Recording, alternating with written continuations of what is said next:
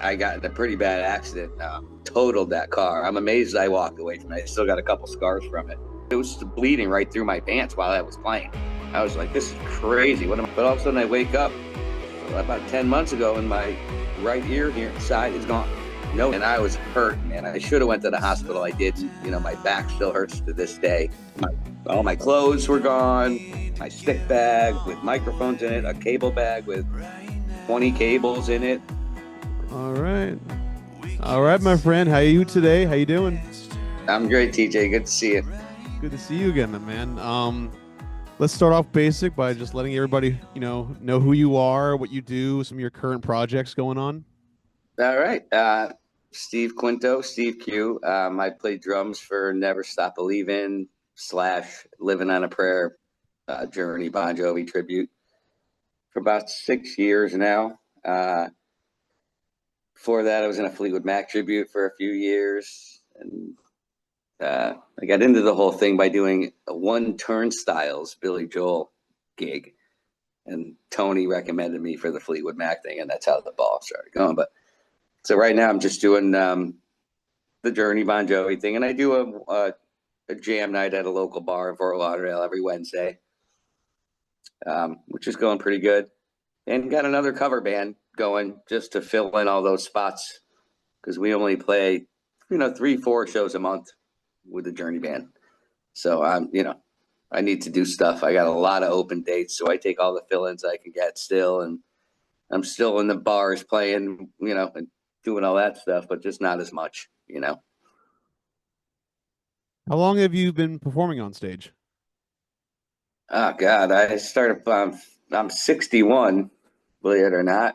I've been playing drums since I was like 7, but I started playing on stages, I guess around 12, 13. And my brother's bands could never find drummers that he used to be, and he used to sing when we were younger.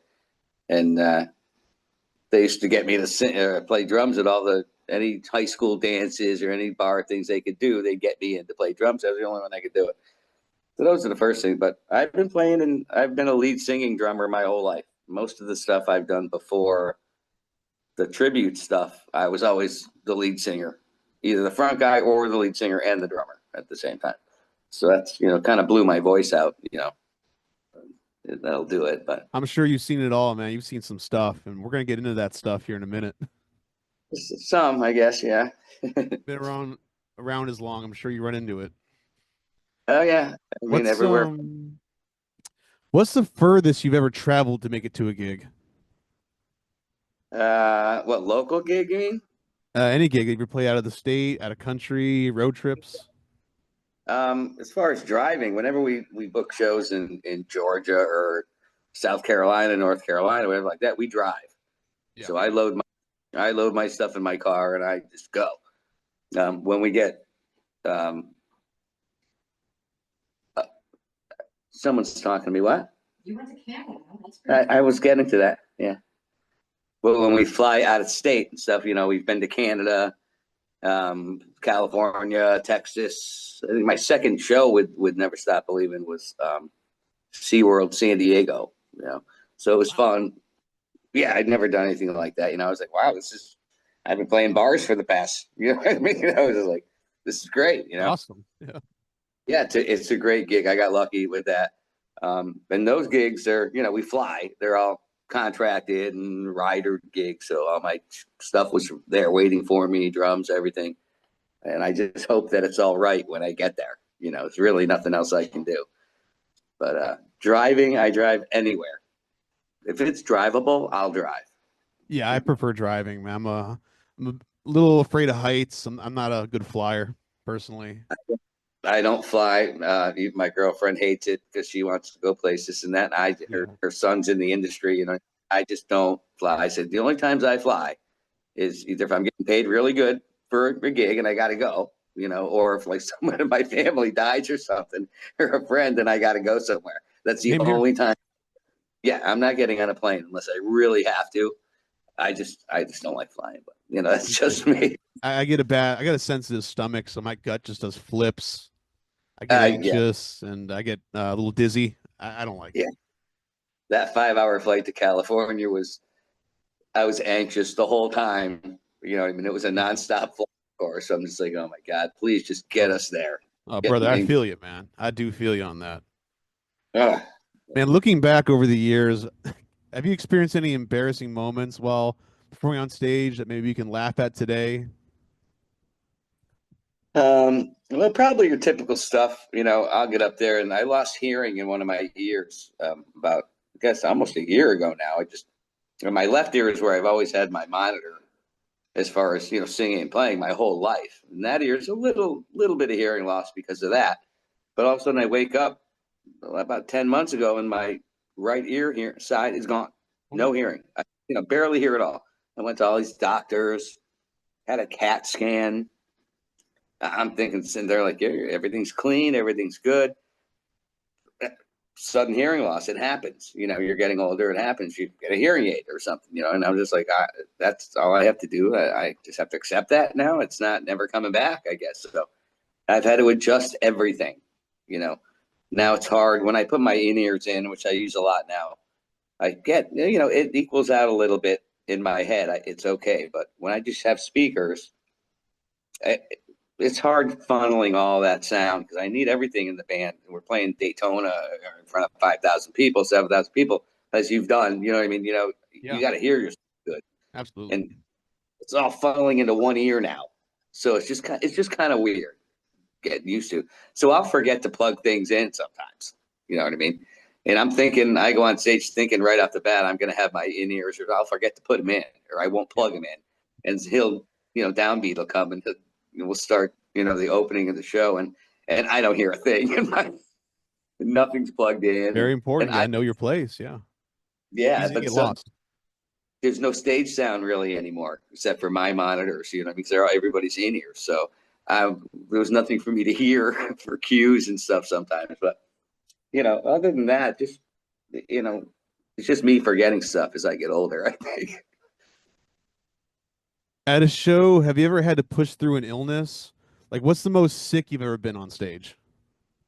Yeah, actually, when I was in the Fleetwood Mac tribute, I guess about 8 years ago, I was working a job doing deliveries for auto parts, and I was driving a smart car, one of those little smart cars, and I was whizzing around Palm Beach in that, and I got in a pretty bad accident, totaled that car. I'm amazed I walked away from it. I still got a couple scars from it. But the very next day, and I was hurt, man. I should have went to the hospital. I didn't. My back still hurts to this day. But I had a Fleetwood Mac show at Meisner Amphitheater. Um, Big, Big big show. crowd. Yeah, it was their first time there, and I was well into the band at this point, but I was just like in so much pain that I didn't know what to do. But we went, and we did the show, and the funny part of that whole thing is I used to tape my drum solos every night, so I could watch it and say, "Oh, I came up with this good drum solo. I'm going to do it tonight." And every time I go to do a drum solo, of course, you got it in your head. As soon as you start and you're there in the moment of it, it all goes out the freaking window. So you're just like, "Oh shit, what am I going to do now?" And you just go in and you do the same old crappy solo. That happens every time with me, with the Journey, with the Bon Jovi. But when I did this show with the Fleetwood Mac thing, I was in such pain, but it's the best drum solo video I've got out of my whole from the past 10 years. You can see the Nice. pain Roll. without playing, but the parts were just good. Everything fit. What I mean? It wasn't a great drum solo, but I mean, everything fit for a change. And I was like, wow, that's actually a good drum solo. That'd be the day after when I thought I was going to die. I almost died, but I, to this day, I don't have a better drum solo on video from me ever, That's but incredible. yeah, I Yeah, that's a really, big one. That's a big show, man. And it's nerve wracking enough playing for that many people, but then when you're in pain or sick, man, that's so hard. it was pain. My back hurt, my legs hurt. I had a big bruise on my knee from jamming it into the dashboard on that little car, and I still have a big circle scar to this day. But it was bleeding right through my pants while I was playing. I was like, "This is crazy. What am I? I should have Dang, just, man. You're got a to fill warrior, my in. I friend. should have done something. It's a big show for that. You are a Yeah, warrior, it my was just friend. well, that's what we do, though. You know what I mean? The show Yeah. must go on. That's the kind of mentality we have as, you know what I mean? And I say that because, if anybody knows you, Yeah. you know what I mean? Well, that's why we're I here. mean, People don't always realize, and they don't know what we go through on and off stage. It's really tough what we do. it is. They're long days. I mean, especially in the tribute stuff, they're 14, 15, 16-hour days with the drive and then the waiting and then the setup and the sound check and if they're out of town, the hotels and I'm not good. I do it, but like I don't sleep good in hotels. So anytime I'm gone, No. all that is my shit in the car. I'm worried about that all night. Am I in a safe spot? And then I toss and turn. That's about it. But Yeah, I it, only sleep good if it's in my own bed, man. Any other bed, it just doesn't feel right to me. I can't get comfortable. it's hard. It's hard to get comfortable on the road, and we are on the road a lot. I mean, we got a new singer, so we do about 3 to 4 a month now. Yeah. Um, he doesn't want to do more than that. We do. We have other projects. We do like it's called Classic Rewind. It's kind of a tribute, but the venues that we play will pick. Like somebody wants Chicago and Eagles, so we'll learn a set of Chicago and Eagles, and we'll go do that show for the same tribute money we'd get as doing the Journey shows. So we do Nice. have that. We do. Yeah, it's just fun. But we use tracks for that. You know, because Chicago we need horns. So there's certain bands we need tracks, so we don't always play live, which is okay. I don't mind doing it. Yeah, I mean, what are you gonna have, a 10-piece Gigs. band? Yeah. You make no money. Yes, it's we just did one with the Eagles in Chicago, and four of us with tracks, and it actually was pretty good. The people liked it. So it's just another way to get some income coming in. And I do the jam night, like I said, for that extra, every week. That's building up pretty good. A lot of people have been coming out to that, which is nice. So while performing, have you ever had any security situations or a show had to be paused due to a wild fan in the audience? No, we haven't really got that because we're not that Journey Bon Jovi's not that wild. We've had more wildness at the Bon Jovi shows, I guess, but they're usually pretty tame.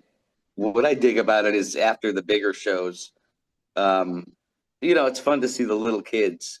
There's a lot of little kids at these shows with their parents or whatnot, and they're watching the drummer like I did when I was a little kid watching drummers. And I could see it in their faces, and then they want to meet me, they want a drumstick, or they want to come up and I stick them on the drum set or something. Yeah. That's the best part for me of those shows. I love that, and I love the other people. I mean, definitely more concerned with that when I see little kids out there. But um, it's always a lot of fun to do any of these shows. When you play the bars for 35 years, 5, 6 nights a week to make the money you're making doing 4 or 5 tribute shows a Of month. course. It's nice. You're finally, it's the most I'm ever going to do for the rest of my life. So at least I got somewhere where I can make a few bucks and play to people that, might enjoy Journey and Bon Jovi. It's fun. You mentioned touring. Have you ever had any trouble getting to a show, like traffic or broken down vehicle, plane flight delays? Um, no, that's been pretty lucky. We've been lucky with that too. Everywhere we've ever flown was pretty good. I think the most trouble I ever had was I used to pack off my drums in a Firebird, but before I got my SUV, and we were playing across Alligator Alley, I think somewhere in Naples, whatever. And it was on the way home, actually, luckily. But we all go different ways. So I'm on my own on the way home, and I'm driving. It's pitch black, and it's like 4 in the morning, whatever, and my radiator goes. So I'm just stuck on Alligator Alley. I Oh call the man. other guys, and they're just like, "Well, what do you want me to do?" But one of them was a mechanic, and he's like, "Oh, well, here, do this." I had a gallon of water in my car because I had a feeling it was going to be. And they got me home. I was like, "Thank God," 'cause I thought I was Yeah. going to be stuck out there. And it's Stuff dark like and that, it's and, dark out there and too. There's not. it's always Alligator Alley. Yeah. Another time I'm driving home, and a big sign that says something about a closing of this, and I don't pay attention to anything when I'm driving. And I get up, next thing I know, I'm sitting in traffic on, they would close it for like 6 hours. I had like sit there. You couldn't get through either way. Everybody was out on their cars, just hanging. It was like a big party for like 6 miles down the road of cars. Couldn't get through. You know what I mean? Stuff like that, which is annoying after you work all night. Yeah, you're And exhausted. You want to go you're trying home, to get home, and you relax. got. Yeah. I mean, but that's just the stuff we have to deal with in what we do. You know what I mean? And again, I remember seeing you guys. You had a pretty good schedule there for quite a while, man. You guys were working it hard. Yeah. So exactly how it gets. Yeah, I mean, you don't have to be a famous, Lenny Kravitz or somebody to live that life. We still live that life that they do. They just get it, a little better than us. But Oh, yeah. A flat tire it's goes in not the way of easy. gig. It's a nightmare. Stuck in traffic. You're late. You're stressed out. I've seen people drop get out loading their equipment and their keys would fall out of their pocket down like a sewer drain. And we're like, now we can't even move his car out of the way. We got to pull a manhole cover off. Yeah. Now Someone's what? jumping down in the yeah, someone's getting all wet down there before he gets up, goes and plays and stuff. Like it's crazy what can happen in I mean, shootings, knives flying around back in the day at the old like Ugly Bug already. I don't know if you were around for places Mm-hmm. like that back in the '90s, and you never knew what was going to happen. I mean, Yeah. one end of the Scary stuff. parking lot, I go out of the bar one night to, have a cigarette by my car, and I'm just literally right across from the door, and there's one guy pointing another gun at another guy in the parking lot. They're ready to shoot at each other, and I just want to get back in the bar, and we're waiting. It's just stupid shit like that would happen. You just never know. You never know what's going to happen with drunk people in a bar. So I was glad to Yeah. get out of the bar scene. Yeah. I mean, Yeah. luckily, I've never had anything too dangerous like that. But the one I do have is my next question. I've got a few of these, and us being Floridians, you should know. Have you ever had any crazy weather delays like lightning, tornadoes, snow, hurricanes? Yeah, a lot of weather stuff. A lot. We always get these outdoor shows, especially with the past 5 years with the Journey band. We played a lot in the rain. we get we get rained a lot. I mean, I've had a few disasters. Um, Try to make a long story short. We did a gig in North Carolina, and our bass player actually, we're in South Florida. He actually lives in Georgia. Okay. So I'm thinking the guys talked me into driving to his place in Georgia, and then going with him the rest of the way to the gig, throwing my stuff in his car. And I'm always usually against it. I like if I'm going somewhere, I like my stuff with me in my car, But against my better judgment, I said okay. Sure enough, he took a corner somewhere. He didn't close the hatch of the back of his SUV, and I lost a ton of equipment before I ever even got to North Carolina. I mean, all my clothes were gone, my stick bag with microphones in it, a cable bag with 20 cables in it, ton of money. And that's what I thought. And then when we got to the gig, we realized that my snare stand, my drum holder, my tom holders, and other things were gone too. So I literally we had to run to the music store in North Carolina because it's 10 minutes till we play, or an hour and 10 minutes till we play. And I don't even have a snare stand. So they had to pay for all. I'm like, I can't, not my fault. It was a big thing. And I mean, stuff happens like that. And you just got to on the fly, handle it. Thank God, we had a business account, whatever, with the band, and they got me what I needed to play. But you just never know what's going to happen. You ever have a band member not make it to a show and you had to sub them out or play without them for a night? Someone didn't make it? Not yet. I haven't had that problem yet. Good. Knock on wood. It's been 6 years with the Journey band. Everybody's always, Steven, our singers, played pretty sick one night, and he belted out that Journey, and it was we call it Titans of Rock when we do both bands together. Right. And belted out Journey and Bon Jovi sick as a dog one night. And I was shocked because, Not easy. That is a very hard gig. oh my God. And I had that cold the week before, and I felt like crap too. So I knew how he felt. Man, what a trooper. He got up there and killed it. And I was just like, how do you do that? Yeah, I played through a lot of sicknesses and colds. I always have a cold, it seems like. It's always something. The older I get, it's always something. Things you wish people understood about musicians and performers. Geez. I guess just that we're just like them, pretty much, and working. You know what I mean? I never looked at it that way till I got older, but now now I do. It's like, but you get people even at a Journey show that they'll run up there. They think it's Steve Perry for God's sake. You know what I mean? And it's just like it's just a guy putting a wig on and sings really good. It's bringing them so far, so into their memory, and they like it so much that they talk themselves into like believing that it's. They want to get up and get a picture with him. They want to, you know what I mean? It's just like, did they realize that he's not really Steve Perry? But I like that aspect of it. But we're just like even with any other. A lot of guys, people ask me how'd you get in the tribute bands, and it's so much better. You feel like, and then I'm like, well, it's just it's work. It's work. Every day that I go do anything is work. The rehearsals, everything. But You it's got to 10 spend times. money to make money. Yeah, and it really is 10 times the work to stay in a good tribute band, um, and keep the quality. You know what I mean? Because a lot of the bands fall into whatever. It's just how it is. It's just, it all depends on your discipline and your work ethic and luckily I'm lucky to have guys that this is I've only been 6 years with them. This is their like the 16th year. So they've been around. They're one of the first tribute bands, and I remember auditioning for this band, Never Stop Believing, when they first did the first round of auditions 16 years ago. I was there and I did audition and I did get a call back from the singer guy back then, and I turned it down because I just didn't dig the guy who I thought they were going to have play bass, who played with me at the audition.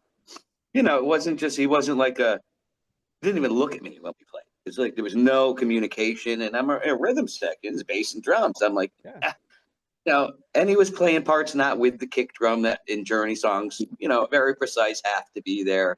And so I just very nicely declined. I said, I don't really want to put the time into, all the work that's going to have to be to do all those songs if I'm going to have a guy that's not really going to work with me. So, I mean, I said, if anything changes, please call me. And then they did call me for a second round of auditions, but that same bass player was there. So, and I guess they were going to use him. He didn't last too much longer. They got somebody else eventually. And then I guess, 9 something years later, when I was in the Fleetwood Mac tribute, it was just me and Catherine, the singer, left, and we needed guys to do like a year's worth of gigs we had on the books. So we hired Gary, Cam, and Clint from Never Stop Believing to be the backup band for us. And they heard my playing with that, and they kind of stole me from that into the Journey band. So that's how I got. Yeah, here's a cool guy. He can play. I worked with him, and sometimes that's Yeah, what you bridge. You bridge over. yeah. Gary knew me from Gary used to book one of the local the big club on Fort Lauderdale Beach at Beach Place there. Um, he used to book that for all the bands. I mean, and I played there 100 times in all these bands. We've known each other for years. We didn't really get along that well, but we knew each other. And once we kind of got to play together like that, he was like, "Wow, this guy is actually a better fit for our Journey band than who we have." You know what I mean? And they made it happen to where I got in there within a couple of weeks. So I'm thankful for that because making a living off this Journey Bon Jovi for going on 7 years now, and I Gotcha. don't have a job. Nice. This is all I do. So Awesome. I got to hustle. When we're not playing. So I try to just keep busy and do whatever I can. Do you have any pre-show rituals or even post-show traditions? They usually do a quick shot, and they're not big drinkers. None of us, I usually don't drink at all. But every once in a while, I'll do the shot with them before a show. But we always, always, always have a group prayer. There's always a group hug, arms around everybody. Never fails every show 2 minutes before we go on. There's always a prayer. Nice. If we don't, I think one time we missed it and we played like shit, and we were like it had to be because we didn't do the prayer. So we never missed the prayer. And people see us do. Sometimes we're on stage because we're ready to go, and we're like, oh shit, the prayer. And we all hug you, get up there in that big circle, and people dig it. You know what I mean? I see pictures of it the next day. Yeah. That's us doing the prayer. You know what I mean? So that's the ritual for us. I What like are some of the sorry? What are some of the most interesting accommodations you've gotten for a gig? Whether it was food, hotel, gifts, or special access? I think the best one was at SeaWorld right after I joined the band. I think my very first show was a big one, the band show, Daytona, whatever. And it was a Bon Jovi show, believe it or not, was my very first show. After I rehearsed and got ready for the Journey show, they told me the first show was a Bon Jovi show. So I had to, you know, drill all that stuff pretty quick and did that. But this very second show, when we did go to San Diego, they treated us like we were Journey. I mean, they actually did. They picked us up at the airport. They took us to the hotel. Um, they would gave us all access passes to the whole SeaWorld. And when we get to the park, they pick us at the hotel in the morning, take us to the park. We would do two shows a day on a Saturday, and then an hour in the afternoon, and then an hour in the later afternoon. Same thing Sunday, but we had the Thursday and Monday, so we had a couple days in between. And they would pick us up religiously, and they had like breakfast, lunch, and dinner, smorgasbord, and a huge like space for us to be in. It was like a I can't even describe how big the room was. It was as big as a house with all these different couches and different rooms. You could go lay down, you could go watch TV, you could walk out the door, and there's like any food you would want. Um, and the all access passes were great because we could, not just go watch the Dolphins show, whatever, but they take us behind and let us like teach the Dolphins how to. They teach us, let us do the Dolphin tricks with them. I mean, it was incredible. It was the best experience I've ever had in my life. That's And so it was just, cool. it was like, if this is what my life's going to be like with this band, this is fantastic. I love Sign me this. up. I'm getting paid now. I'm actually teaching Dolphins tricks and stuff, and I'm playing in this big, and it was really cool. Those accommodations were great. They were great. They treated us like rock stars. You know what I mean? Amazing. I couldn't believe it. So, other than your gear and equipment, what are some of your must-have items that you bring with you to every show? Um, yeah, not really much. Because I go like get there, do what I got to do, and get done and get out. I don't really, stay. If we're staying overnight at a hotel or something, I'll just bring some food or whatever. But I usually don't need to do that. I usually will just order something or run out and get it. But there's not much special that I bring for anything. You know, I'm pretty cut and dry. I can't fit much more in my car than what I need. You Me, know, it's Pepto, Tums, Tylenol. that stuff. Yeah, I always have that stuff. I always have Excedrin. I have like icy hot rub for all the aches and pains, and Hmm. the band-aids and some tape for my fingers if I need them, and you know that the basic stuff I guess that a drummer would need. But What's the funniest thing you've seen either on the stage or out in the audience? I would have to say that I won't name his name, but our last guitar player in the Journey band would get a little tipsy. And one night we were doing a show, and it was at a local place in Pompano, I think it was, whatever. And he just went backwards on stage, right into his own stuff. He just went, yeah, it was just back on the ground, down. You know what I mean? And I just couldn't. I almost pissed myself. I was laughing so hard, so hard. And we kept playing. A couple guys went over and picked him up and got him back up. But I think that was about the funniest thing. I've seen a few people in the audience It's just funny when they bumping into. dance or they can't dance, you know? Yeah, yeah. Somebody trying to dance and they'll hit somebody or they'll bump into somebody else. Just stupid stuff like that. But Yeah. nothing major has happened to anybody. What are some of the most unusual places you've performed at? Yeah. Any private events, birthday parties, weird locations out in the middle of nowhere? Yeah, we do some like we for a couple of years in a row we would do private parties up and out like in where are they, Georgia? And people that saw us somewhere liked us and they would have us come every year for whatever event they were having, Halloween or whatnot.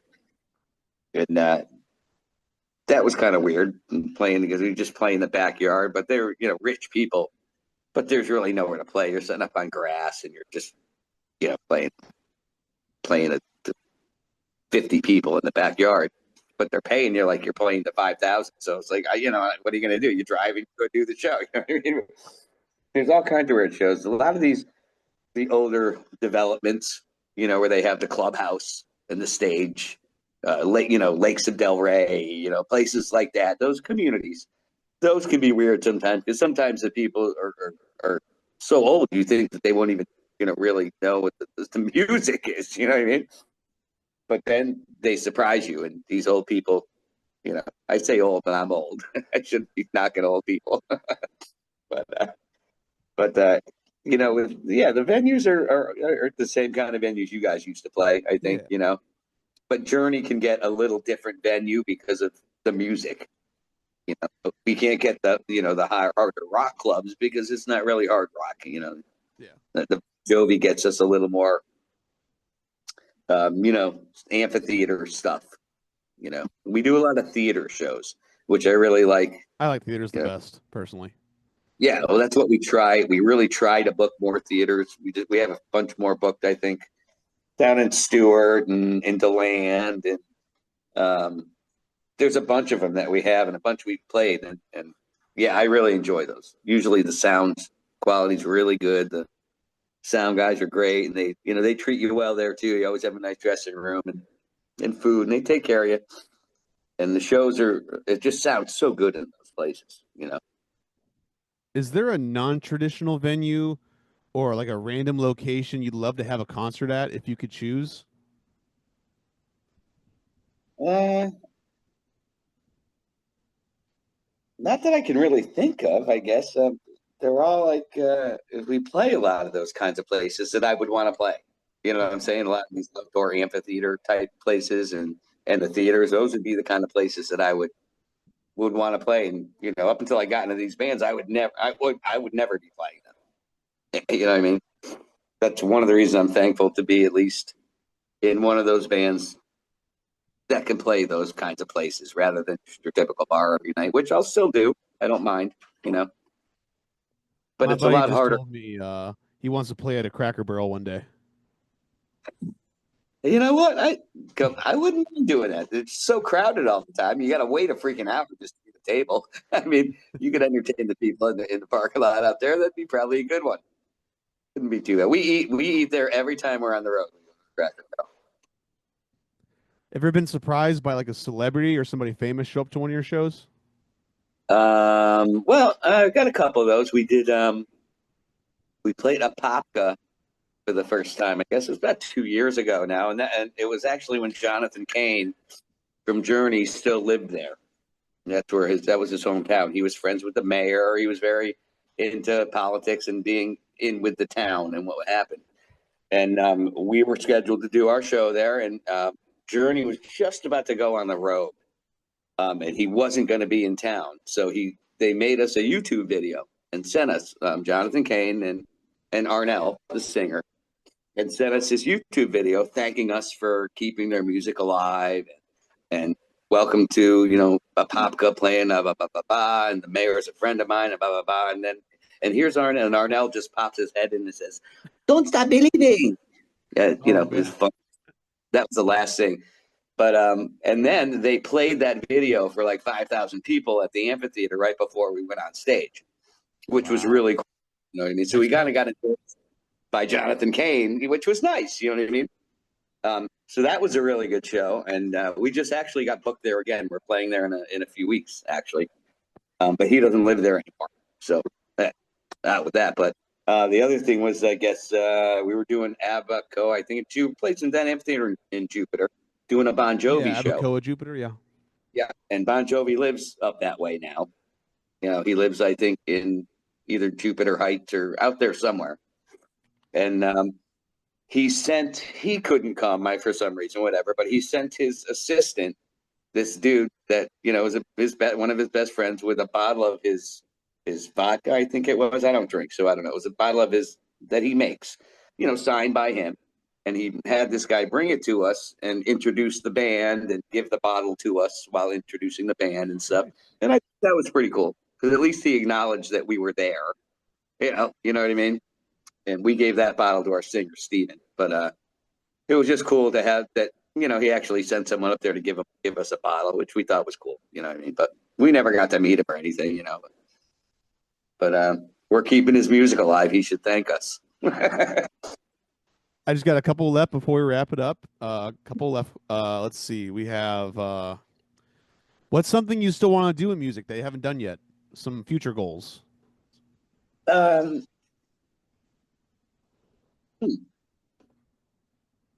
I'd probably like to be in a couple other tributes and play some bigger shows, but doing some other music. You know what I mean? I've been playing the Journey Bon Jovi, you know, at a pretty high level of playing, and it's just, you know what I mean? I'd like to do something else that my mind, because I know this stuff now. You know what I mean? Just something to make my head work a little more. You know what I mean? I got offered to do, a few shows of um, I forgot the drummer for the Queen band that our agent uses.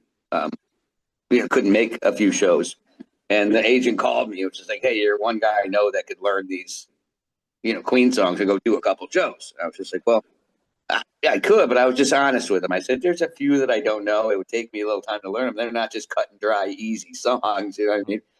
So I said, if you can't find a guy to do it, you let me know, and I'll jump in and do it. But I mean, other than that, just something different. You know what I mean? That's why I put together this cover band to do called Supersonic, which is coming out in a few weeks. And it's basically all the 90s bands that we know, all the bands we love from the 90s, but it's not, it's the other songs.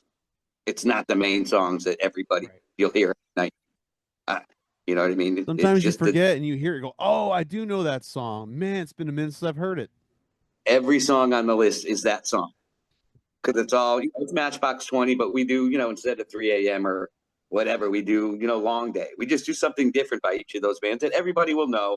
And we already got it to the agents, and they said they like it. It's a good idea. So we're running with that. So that's something new coming out, just something to do to keep my mind going. I got to keep Right. busy. Yeah, it's fresh. How you still doing the stuff What, the Matchbox 20? and the petty and the, No, I just do Tom Petty and Toby Keith right now. ah, awesome. Awesome. Yeah. Cause I know you were doing the Gin Blossoms and Matchbox 20 Oh for yeah, a while years too. ago. I don't do that anymore, but yeah, years ago I was, yeah. Yeah, I thought that was great. I thought Thank that you. was great. Yeah, I love all those bands and all that, the whole era. You do a great Tom Petty also. Oh, thank you so much. Yeah, All I right, man. appreciate Last question of the day here. I'm gonna let you go. If you could talk to your younger self, what advice would you give them?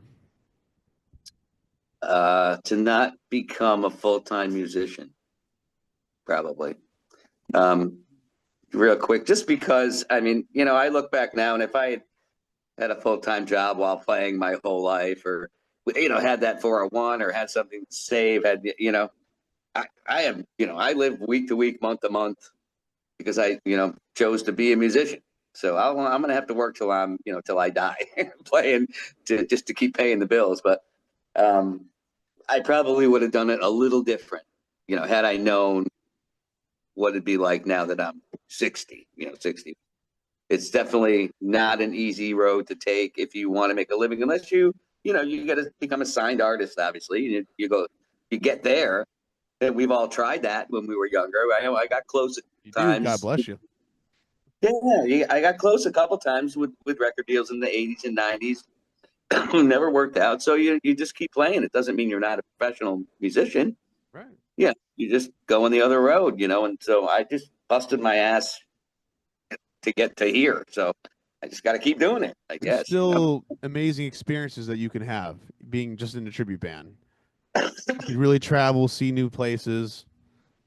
It really is. That's what it's all about. And keeping, and I happen to really like Journey and Bon Jovi. So it's actually really a pleasure to me that I'm not sick of playing these songs at all. Maybe Don't Stop Believing a little bit, but I don't mind playing the material. And that's what's fun for me. I like the driving time is peaceful for me. I like the driving, even if it's 3, 4, 5 hours. I'm okay with that. I drive. I like shows. I get to meet people, and I wouldn't be doing that in a normal bar band local in town.